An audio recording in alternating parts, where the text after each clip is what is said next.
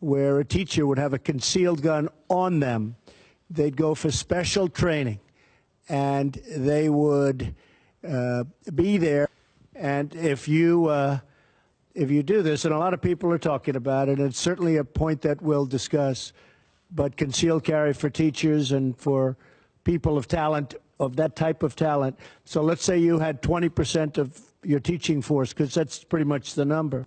If you had a teacher who was adept at firearms, they could very well end the attack very quickly. And the good thing about a suggestion like that, and we're going to be looking at it very strongly, and I think a lot of people are going to be opposed to it. I think a lot of people are going to like it. But the good thing is that you'll have a lot of people with that.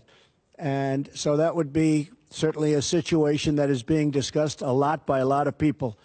You'd have a lot of people that'd be armed, that'd be ready. They're professionals. They may be Marines that left the Marines, left the Army, left the Air Force, and they're very adept at doing that. You'd have a lot of them, and they'd be spread evenly throughout the school. So the other thing, I really believe that if these cowards knew that the school was, well guarded from the standpoint of having pretty much professionals with great training, I think they wouldn't go into the school to start off with. I think it could very well solve your problem. So does anybody like that idea here? Does anybody like it? Right? And do people feel strongly against it? Anybody? Anybody? Strongly against it? All right. I mean, look, we can understand both sides of it.